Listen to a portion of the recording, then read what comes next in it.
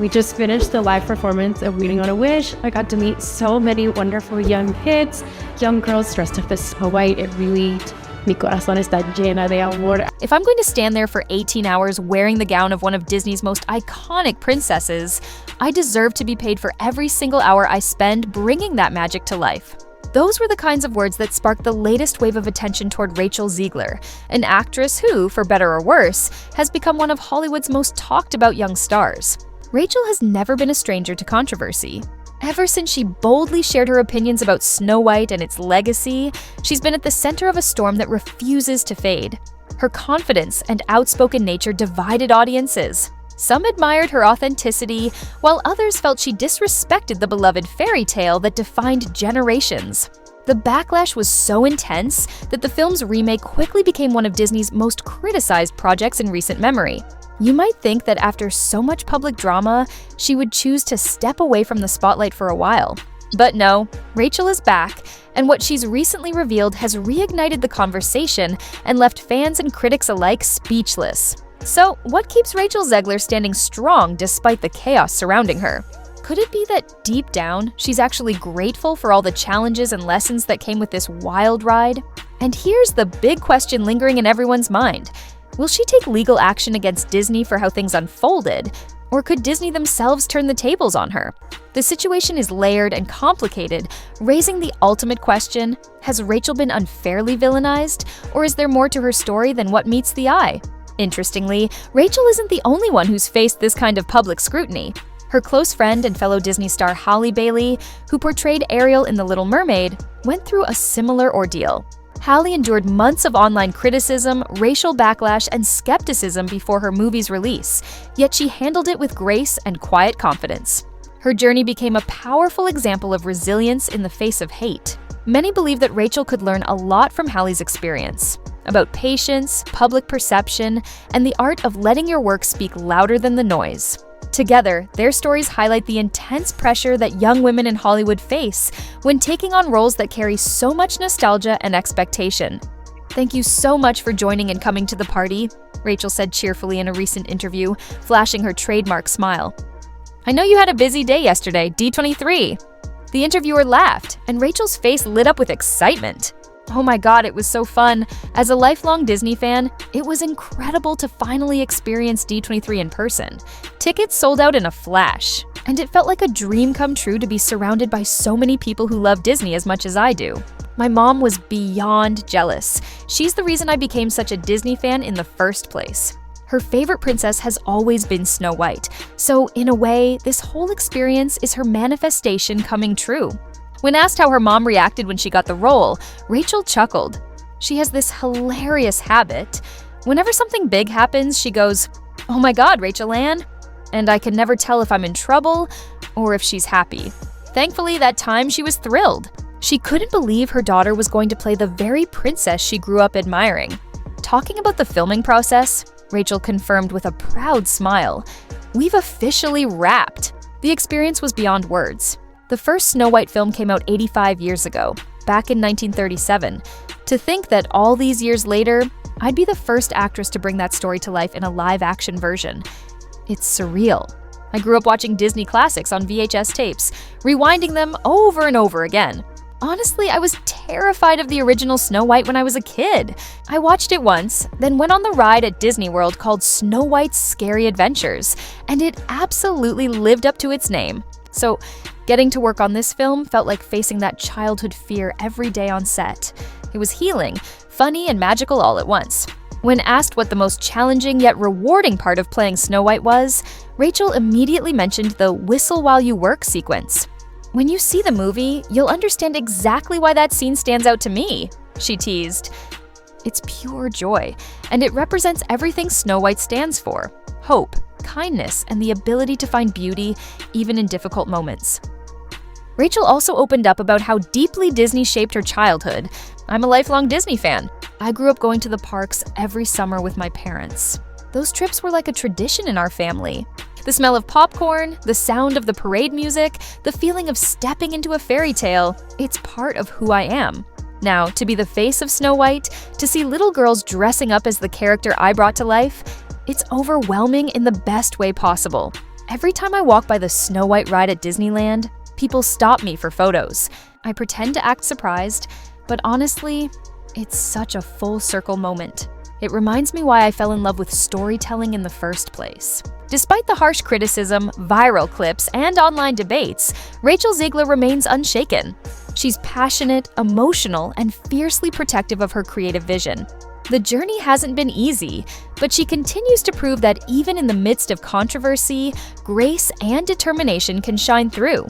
Whether or not the world chooses to see her as the villain or the heroine, one thing is clear: Rachel Zegler isn't done telling her story.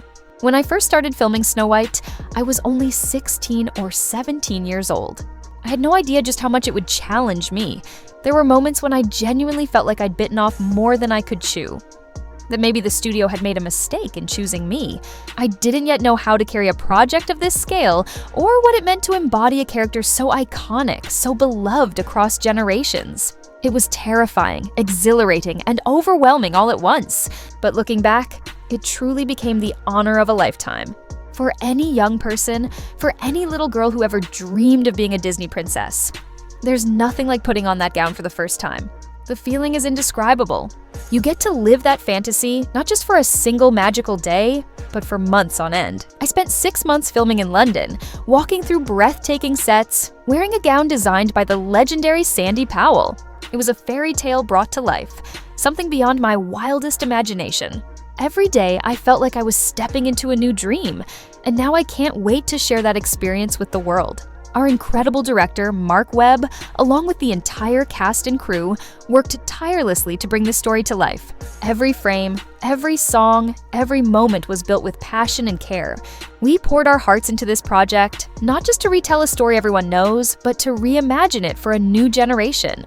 There are stunning new songs created by Oscar-winning songwriters Benj Pasek and Justin Paul that breathe new life into Snow White's world. It's something special. Something we've been waiting to show you for so long, but of course things haven't been easy. I have a feeling that a lot of what I say will always be taken out of context. That's kind of become part of my existence online. No matter what I do or how I say it, someone will twist it, and I've had to accept that. It's the price that comes with visibility, I guess. The price of having your life play out in front of millions. But I want to make one thing clear. I never want my words to sound ungrateful. Every opportunity I've been given is something I treasure deeply. That said, this has been the hardest adjustment of my life. Learning to understand how my life operates now, who I am, who people think I am, and the weight that comes with it, has been a constant struggle. It's a strange kind of growth. Some people think I'm handling it with grace. Others think I'm failing miserably. But the truth is, I'm just trying to survive each day in my own head. It's not about fame or attention, it's about finding peace within the noise. When I say it's hard, I don't mean the work. I mean existing in this space, in my own mind, 24/7. It's exhausting and lonely. And yes, I can be having the most incredible time in my career while also quietly wishing people would stop sending me death threats. Maybe that's a strange thing to admit, but it's real. This is my life. And while it's beautiful and full of opportunities, it can also be isolating in ways that are hard to explain. But even in that loneliness, I find hope. Because if something so heavy can exist, then lighter, brighter things can too. That's what keeps me moving. The belief that the hard moments don't cancel out the joy. I know I'll be okay. I have love in my life, I have people who support me, and I'm doing the thing I've always dreamed of. And that's worth holding on to. I don't share any of this for pity or sympathy. I share it because I want people to see the truth behind the headlines, to remember that being in the spotlight doesn't strip you of your humanity. I'm allowed to have bad days, to make mistakes, to be vulnerable. But online, that's not always understood.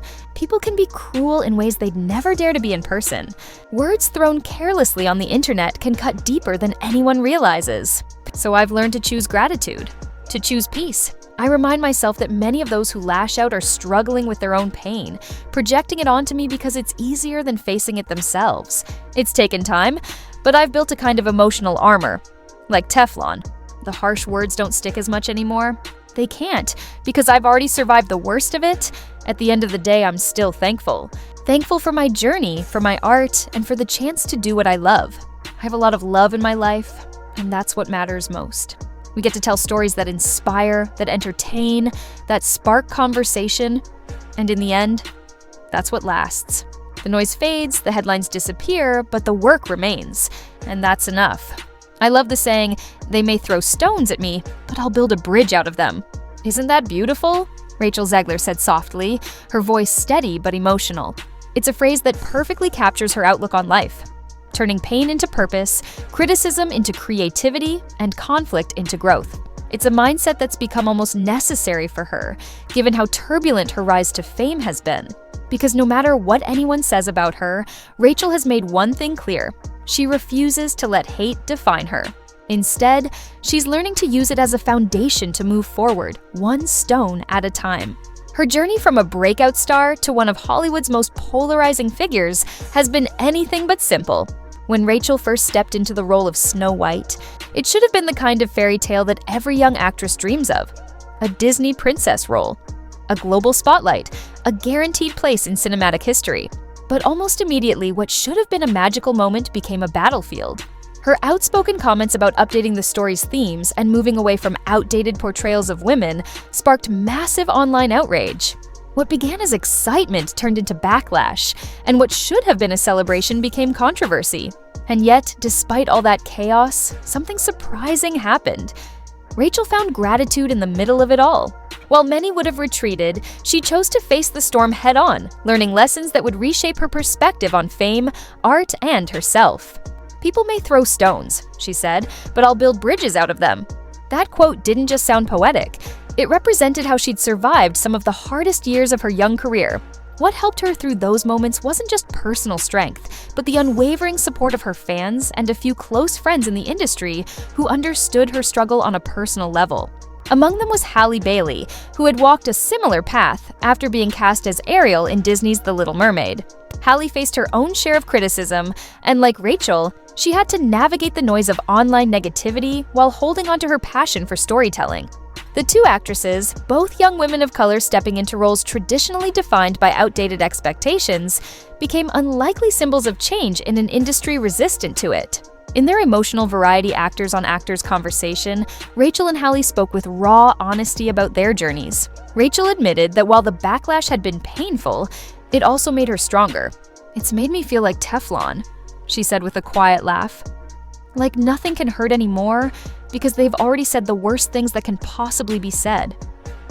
Halle nodded in understanding, and the two shared a moment of unspoken connection, a kind of sisterhood born out of public adversity. Rachel continued, "Thank you so much for this. I have a lot of love in my life, and I'm very thankful. We get to do our work, and we let that speak for itself." It was one of the most grounded statements she'd made publicly, a moment where the noise faded and her sincerity shone through. She wasn't pretending the criticism didn't hurt. She was simply refusing to let it control her anymore. But as with many Hollywood stories, there's always another twist waiting around the corner. Despite her public gratitude and positive messaging, Rachel's recent actions have raised new questions about what's really going on behind the scenes. If she's truly thankful, why is she reportedly preparing to take legal action against Disney, the same studio that gave her this opportunity? According to industry insiders, Rachel is alleging racial discrimination and citing toxic fan behavior as major factors that led to her dismissal from Snow White. She claims that public backlash influenced internal decisions, creating an environment where she was unfairly treated and ultimately removed from the project. On the surface, it might look like a case of conflicting messages. Appreciation on one hand, accusation on the other. But Rachel insists that both can be true. She can be grateful for the opportunity and still call out injustice when she sees it. The situation has become increasingly complex. Some reports suggest that Disney is now preparing its own legal counteraction, which could escalate into one of the most publicized Hollywood disputes in years. And beyond the legal paperwork, there's a deeper cultural question being asked. Who's really responsible when social media backlash dictates studio decisions? Is it the fans? The actors? The corporations trying to appease everyone? Rachel's frustration only grew when reports surfaced that the Snow White project itself had been abruptly delayed or possibly canceled. Years of work, training, and emotional investment seemed to vanish overnight. Sources close to her say she feels that the studio breached parts of her contract, calling it a serious blow to professional trust. What began as a dream, a fairy tale role from her childhood, had turned into something bitter, leaving behind a trail of broken promises and unanswered questions. Meanwhile, Disney is facing its own reckoning. Between box office disappointments, creative misfires, and growing tension between fans and filmmakers, the company's once unshakable reputation has taken a hit. The Snow White remake was meant to mark a triumphant return to Disney's roots, blending nostalgia with modern storytelling. Instead, it's become a lightning rod for debates about wokeness, creative freedom, and the cultural identity of one of the world's most powerful studios. This battle between Rachel Zegler and Disney isn't just about contracts or casting, it's a mirror reflecting a larger industry crisis. It raises uncomfortable but necessary questions about Hollywood's power structures, its treatment of young talent, and how online culture now shapes billion-dollar productions. If this situation continues to unfold in public view, it could redefine how studios handle creative disputes, celebrity influence, and fan reactions in the digital era. What's certain is that Rachel's story, once a simple fairy tale, has evolved into something much more real, raw, and symbolic. It's no longer about a princess waiting to be rescued. It's about a young woman standing up for herself, refusing to be silenced, and building bridges out of the stones thrown her way. And maybe, in a strange way, that's the most fitting ending for a modern Snow White. A story not about perfection, but about resilience. A story where the heroine doesn't need saving because she's already learned how to save herself. In today's rapidly shifting entertainment landscape, expectations have never been higher. Social media amplifies every criticism, every dissatisfaction, and in an age where public opinion can turn overnight, even the biggest studios are feeling the pressure. Disney, in particular, has acknowledged that the stakes are growing, recognizing how quickly audience sentiment can affect both their brand and their bottom line. The backlash surrounding Snow White is just one example of the challenges Disney faces under Bob Iger's leadership. A perfect storm of modern audience expectations, corporate strategy, and cultural scrutiny. Fans have been vocal, arguing that Disney's intense focus on modernizing classics is coming at a cost. That in trying to update these stories for contemporary sensibilities, the studio risks losing the magic of traditional storytelling. This raises a critical question. Is Disney's push for inclusivity and change alienating loyal audiences, or is it simply part of the growing pains of an evolving entertainment world? Critics have also weighed in, claiming that the emphasis on diversity and representation, while important, sometimes overshadows the need for compelling, well-crafted stories. Snow White has become ground zero for this controversy. Fans of the 1937 original are especially vocal, arguing that the remake strays too far from the charm and legacy of the classic film. Disney now finds itself walking a precarious tightrope, trying to balance modern storytelling with the expectations of longtime fans. But controversy is counting.